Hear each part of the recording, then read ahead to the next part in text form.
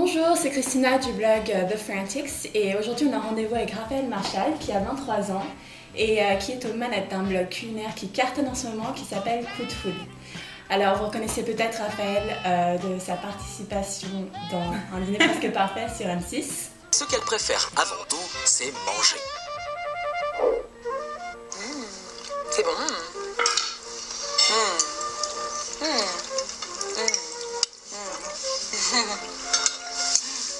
C'était tellement bon. Oui, c'était bien elle. Avant tout, elle va nous parler justement du concept Coup de Food. Alors Raphaël, Coup de Food, qu'est-ce que c'est? Coup de Food, c'est un blog qui a été créé en 2012 et qui est vraiment dans l'idée de créer une communauté des food bouffe comme on les appelle. C'est-à-dire qu'on considère qu'il n'y a pas de limite en fait sur les coups de cœur qu'on peut avoir en gastronomie. Donc ça peut être autant sur un produit industriel qu'on adore et dont on a envie de parler, ou un restaurant 3 étoiles à Megève.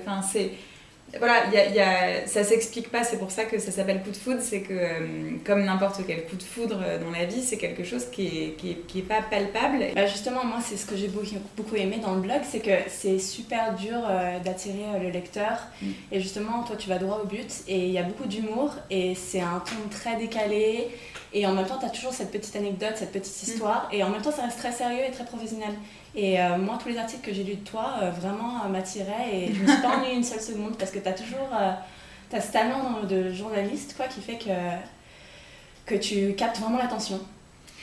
Déjà, c'est hyper gentil parce que c'est ce que j'essaye de faire. Je m'inspire beaucoup du modèle anglo-saxon. J'ai passé 2 ans en va-et-vient à Londres et je lisais tout le temps le Times et il y avait la critique gastronomique du dimanche que j'adorais, qui était écrite soit par A. Gill, soit par Giles Coren, et à chaque fois qu'ils écrivent quelque chose, ils commencent par un fait divers politique, culturel, mais rien à voir. C'est-à-dire qu'on lit ça, on se dit mais en fait à aucun moment il parle de manger, c'est-à-dire que c'est un article politique, et puis d'un coup il dévie et il arrive sur un scotch egg dans un pub. Alors justement tu disais que tu t'es pris beaucoup de remarques et que ça marchait pas forcément à chaque fois. Quel genre de lecteurs vont sur ton blog? Et aussi comment tu peux les faire participer? Est-ce que c'est juste lire tes articles et se dire « Ah, j'aimerais aller à ce restaurant » ou il y a plus d'interactivité?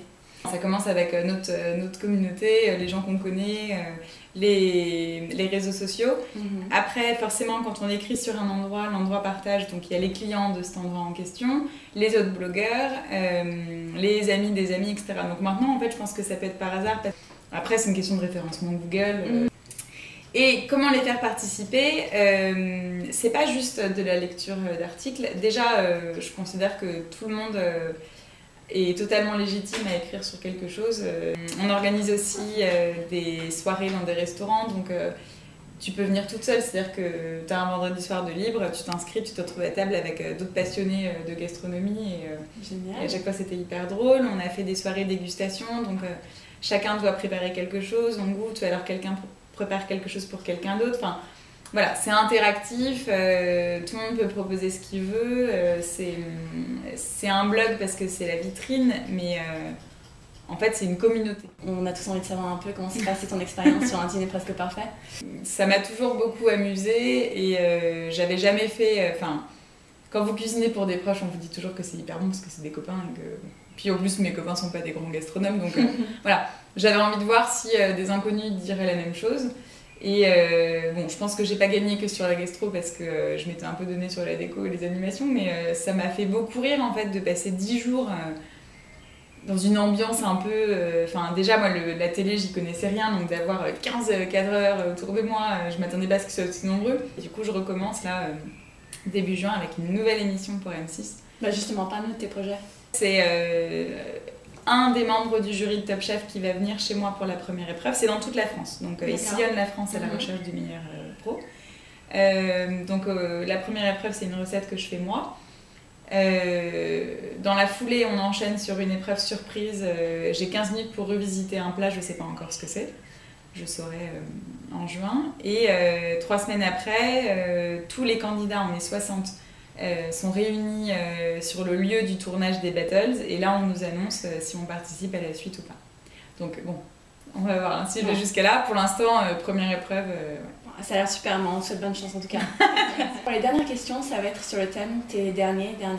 Alors, le dernier restaurant qui t'a marqué?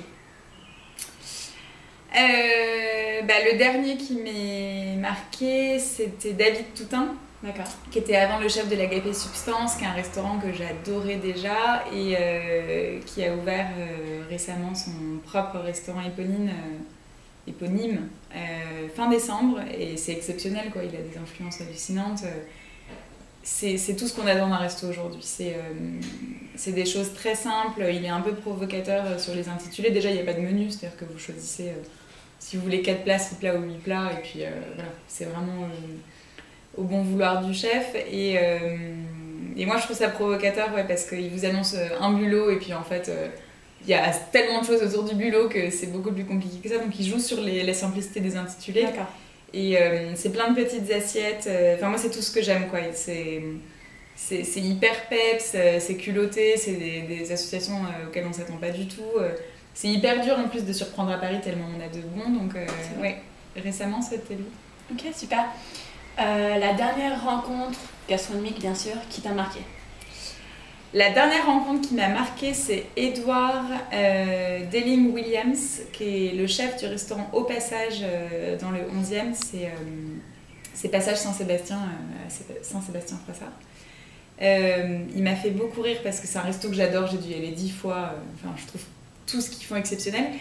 Et en fait, moi, je peux pas concevoir qu'un chef ne soit pas passionné de cuisine. C'est-à-dire que pour moi, bon, le mec, il est chef Au Passage, c'est hyper bon, c'est sa vie. Et du coup, je lui dis, genre, je lui parle, je sais plus, je lui parle d'une recette ou un truc comme ça, et il me dit non, mais ça va, il n'y a pas que cuisiner dans la vie. Et là, en fait, je bug parce que je dis, mais c'est pas possible. Non, mais moi, en fait, j'adore voyager, je joue de la guitare, j'ai un groupe. Oui, enfin, il est anglais, donc il parle en anglais, mais j'étais morte de rire, quoi. Je dis, mais c'est pas possible, et j'avais une copine avec moi qui était là. Mais tu peux pas dire ça, en fait. Le dernier plat que tu as goûté où tu t'es dit, c'est la dernière fois?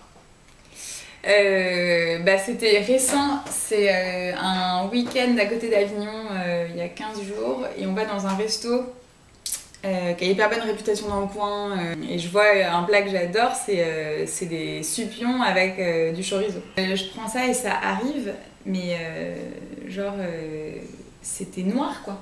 Mais noir, et je me dis c'est un gag, enfin si le chef me l'amène. Donc je goûte quand même, et du charbon, mais vraiment. Donc je lui dis mais je comprends pas en fait ce qui s'est passé sur le plat et tout. Et il me dit bah oui, mais le problème c'est que on peut pas cuire séparément le chipiron et les calamars, enfin les calamars et le chorizo, parce que sinon ça prend pas le goût. J'étais là, mais en fait, comment on fait, enfin si c'est carbo, il me fait bah oui, mais c'est comme ça, c'est la recette, on cuit jamais séparément, c'est tout. Et en fait, il a tellement persisté dans son truc que je me suis dit bon, je vais pas me battre quoi, je suis restée bouche bée, et puis je lui ai dit ok. Bah c'est dommage, mais ok. Ouais, c'était ça. Ah, ça c'est une bonne histoire. Bon, merci beaucoup Raphaël. Avec plaisir. Et on peut, si on veut en savoir un peu plus sur Coup de Food, c'est coupdefood.fr, c'est ça? C'est coupdefood.fr ou coupdefood.com. D'accord, coupdefood.fr, coupdefood.com, la page Facebook, et moi je ne manquerai pas de suivre votre actualité sur thefanatics.com. Merci. Merci.